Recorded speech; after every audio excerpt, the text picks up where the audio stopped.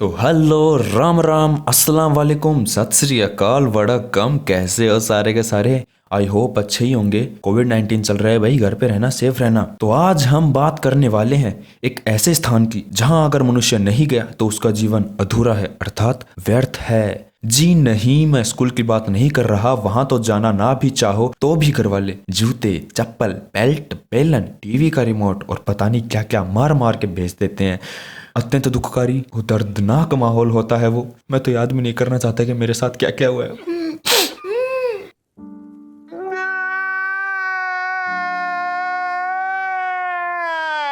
तो आज मैं उस स्थान के बारे में बात करने वाला हूँ जहाँ मनुष्य को अपने जीवन के असली मूल्यों का पता चलता है, जहाँ वो जीवन के असली अर्थ को समझता है, जहाँ वो जीने के साथ साथ गांजा फूंकना भी सीखता है, जहाँ वो एक अच्छे भले स्कूल विद्यार्थी से नालायक आवारा विद्यार्थी में परिवर्तित हो जाता है, जहाँ वो दूध के साथ साथ और दारू पीना भी सीखता है। जी हाँ, मैं बात कर रहा हूँ महाविद्यालय की, अर्थात कॉलेज की।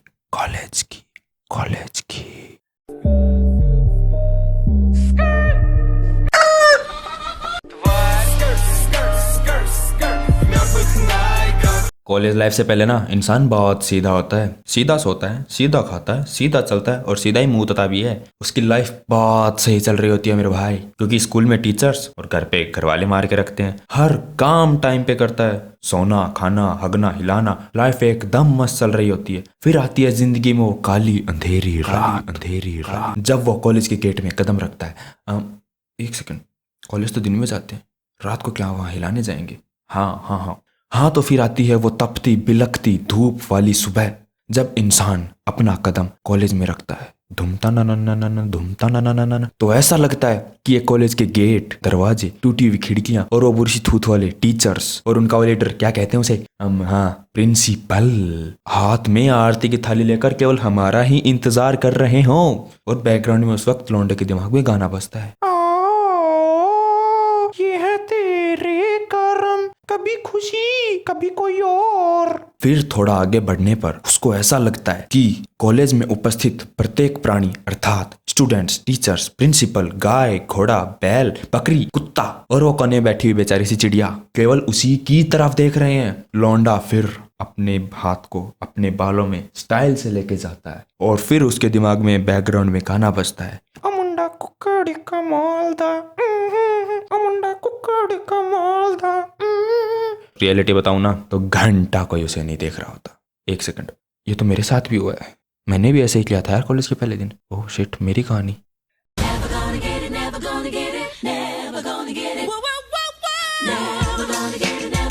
तो अब हम बात करते हैं उन कुछ बुरी थूथ वाले प्राणियों की जिनका आजीवन मकसद केवल हमें नीचा दिखाना होता है और जिन्हें हम बड़ी नाखुशी, बड़े धिक्कार और बड़ी निर्लज्जता से कहते हैं टीचर्स, अध्यापक। इन लोगों को पता नहीं हमसे क्या खुंडस होती है, पता नहीं हमसे किस जन्म का बदला ले रहे होते हैं। इन्हें हर चीज पर हमारी लेनी होती है, हर बात पर हमारी बेइज्जती करनी होती है। और ये भाई अकेले में बेइज्जती नहीं करते, ना ना ना ना ना ना ना, अकेले में बेइज्जती करनी नहीं है। इन्हें बेइज्जती करनी है तो पूरी क्लास के सामने। अरे बेइज्जती करनी है तो करो, लेकिन लड़कियों के सामने बेइज्जती करनी जरूरी होती है क्या? टोरा कम हो जाता है यार। लड़कों के सामने बेइज्जती करो, उसमें कोई दिक्कत नहीं है, वैसे ही उनके सामने हमारी कोई इज्जत नहीं होती। लेकिन नहीं, इन टीचर्स को बेइज्जती करनी है तो लड़कियों के सामने। मैं आप लोगों को एक किस्सा सुनाता हूँ। एक रोज मैं अपनी क्रश को प्रपोज करने वाला था, तभी वहां हमारे एक टीचर आता और मेरे से बोलता है, सरप्राइज मदरफकर। अभिषेक, कल मैंने तेरे घर वालों से बातचीत की और मुझे पता चला तू अभी भी रात को बेड पर मुंह देता है। ऐसा ना किया कर बेटे, अच्छी आदत नहीं है। भाई उस दिन जो दिल से चीख निकली वो किसी को सुनाई ना दी। मेरा लाया हुआ गुलाब बेचारा वहीं पे मुरझा गया। बहुत दुख हुआ, क्रश के सामने बेइज्जती, ओ इतना दुख। ऐसा ना किया करो यार। क्या पता कौन लड़का किस लड़की को पटाने की कोशिश कर रहा हो। आखिर लड़के के भविष्य का सवाल है, इससे उसका भविष्य अनंत काल के लिए सिंगल व्यतीत हो सकता है। उससे अपने हाथ की लकीरों को मिटाने पर विवश कर सकता है। और ये क्लास में पढ़ाते क्या है यार, आज तक पल्ले नहीं पड़ा। भाई 1 घंटे की क्लास में इन्होंने क्या पढ़ाया, घंटा किसी को समझ नहीं आता। अगर इनसे कह दो कि सर मेरे ये चीज समझ में नहीं आई है, कृपया करके आप फिर से पढ़ा देना, फिर से बेइज्जती करना शुरू। यार ऐसे थोड़ी दुनिया चलती है यार, कभी तो बख्श दो बेचारों को। हम कुछ कहते नहीं, इसका मतलब ये थोड़ी कि हम कुछ कर नहीं सकते। और ऊपर से इनके कपड़े, ओ भाई भाई भाई, इतने चमकदार कपड़े पहन के आते हैं कि क्या बताऊं, जैसे आज ही शॉपिंग करके आए हो। एक बार के लिए तो हेमा, रेखा जय और सुषमा भी शर्मा जय इनके कपड़ों की चमक के आगे।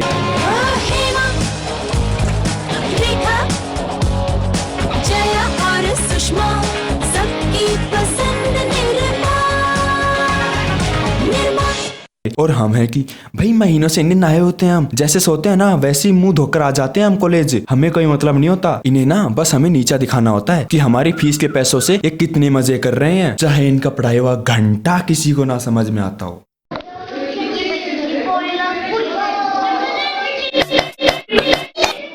तो अब हम महाविद्यालयों के ऐसे उत्पीड़न के बारे में वार्तालाप करने वाले हैं जिससे प्रत्येक कॉलेज स्टूडेंट को हर साल गुजरना पड़ता है। और ये उत्पीड़न उन्हीं बुरी थूथ वाले प्राणियों के द्वारा दिया जाता है, अर्थात टीचर्स के द्वारा दिया जाता है, और इसे हम कहते हैं असाइनमेंट।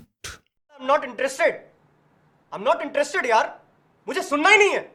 इनके असाइनमेंट सुनकर ना लोगों के कान तो क्या बहुत कुछ फट जाता है। इतने असाइनमेंट कौन देता है भाई, कुछ तो ख्याल करो इन मासूमों का। ये असाइनमेंट जिंदगी में कोई पूरे ना हो सकने वाले भाई साहब। इन असाइनमेंट को पूरा कर लो या अपनी रूठी हुई गर्लफ्रेंड को मना लो, दोनों एक समान है, अर्थात असंभव। जिनको शीघ्र पतन की जिनको जल्दी मृत्यु प्राप्ति करने की इच्छा है वो असाइनमेंट करके देख सकते हैं। मरोगे तो नहीं बट मरने का मन जरूर करने लगेगा। लड़कियों का तो पता नहीं यार ये असाइनमेंट कैसे कर लेती है, पता नहीं कौन से बाबा जी से बूटी लेके आती है और ऊपर से असाइनमेंट पे ऐसी कलाकारी करके आती है कि क्या ही बताऊं भाई। लियोनार्डो दा विंची और पिकासो भी एक बार के लिए फेल हो जाए इनके सामने। तेरे को बराबर होता नहीं क्या बोलने को? चले एक काम कर, 200 रुपए दे और 50 रुपए काट ओवर एक्टिंग के वजह। वो भी इनके सामने हाथ जोड़कर बोले कि माता हमें भी ऐसी कलाकारी सिखा दो। मैं तो वैसा अपने संपूर्ण जीवन में नहीं कर सकता। इन्हें इतना वक्त मिल कैसे जाता है भाई। मैं तो असाइनमेंट करने में बड़ा आलसी हूँ। अगर एक असाइनमेंट को करने में 10 दिन लगते हैं तो मैं उस असाइनमेंट को करने में 10 साल भी लगा सकता हूँ, कोई भरोसा नहीं है। और फिर भी राइटिंग ऐसी होगी कि एक बार के लिए डॉक्टर भी शर्मा जाए और बोले कि भाई साहब हमें भी सिखा दो, ये सब कैसे करते हो आप लोग, इतना गंदा कैसे लिख लेते हो। और कलाकारी वो तो भूल ही जाओ, हम लड़कों से वो तो होने ही नहीं वाला है। अरे असाइनमेंट कर ले वो क्या कम है हम लोगों के लिए। और ऊपर से लड़कियां हैं कि पूरी कलाकारी करके असाइनमेंट लेके आती हैं। बड़ा दुख होता है यार जब इन्हें उनकी अच्छी राइटिंग, कलाकारी और सुंदर शक्ल की वजह से पूरे मार्क्स मिल जाते हैं। नहीं ये मजाक हो रहा है, एक सेकंड यार मजाक हो रहा है। और हम बेचारे लड़के इस रेस में हार जाते हैं क्योंकि उन लड़कियों की शक्ल हूर की परी जैसी होती है और हम लड़कों की उस परी की दासी के द्वारा यूज की जाने वाली झाड़ू की जैसी होती है। भाई मैंने तो अपना असाइनमेंट गांजा फूंक के किया था इसलिए जल्दी हो गया था।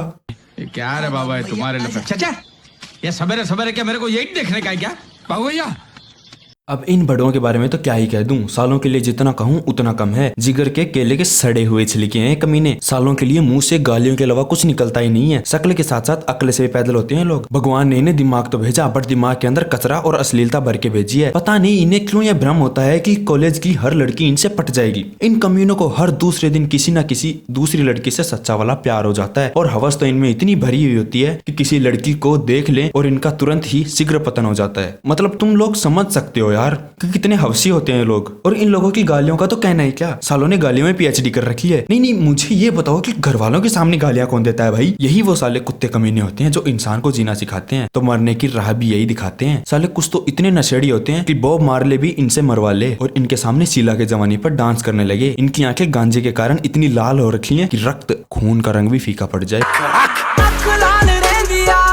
और दारू पीने के बाद तो इनका कहना ही क्या, इनमें पता नहीं कौन सा सांप लौटने लगता है, फिर सबके बाप दादा बन जाते हैं। एक बार तो मेरे एक दोस्त मेरे को कह रहा था, भाई तुझे पता है मेरा सपना क्या है? हाँ भाई बोलना। भाई अगले इलेक्शन में ना मैं प्राइम मिनिस्टर की पोस्ट के लिए खड़ा होना चाहता हूँ। हैं? उसके बाद मैं ऐसा कुछ करूंगा कि सारे टिकटॉकर्स को कहीं भी वीडियोस बनाने की आजादी हो, वो कहीं भी अपने 17 लाइक्स का रोना न रोए।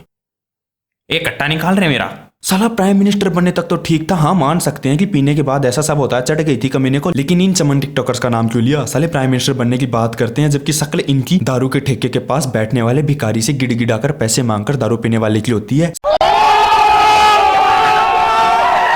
सभी के सभी अखंड बैरंड भंड भड़वे भरोसे वाले इंसान होते हैं ये लोग। जी तो करता है कि इन्हें वैसे मारूं जैसे कोई कॉकरोच से डरने वाला इंसान कॉकरोच को मार रहा हो। बस सालों को पीट पीट कर बैंगन का भरता बनाना चाहता हूं बट कुछ कर भी तो नहीं सकते ना, आखिर दोस्त हैं। इनके बिना कॉलेज लाइफ का कोई मजे भी नहीं है। यही तो हैं जो हर कदम पर साथ खड़े होते हैं, मारते हैं और मरते हैं ना। ऐसा कुछ भी नहीं है। दरअसल चाय सुट्टे और दारू के खर्चे के लिए भी तो कोई होना चाहिए ना। तो आई थिंक आज के लिए इतना काफ़ी है, बहुत बकैती कर ली है आज। मैं मिलूंगा आपसे अगले किसी वीडियो में, तब तक के लिए बाय, राम राम, खुदा हाफिज। घर पे रहें, खुश रहें।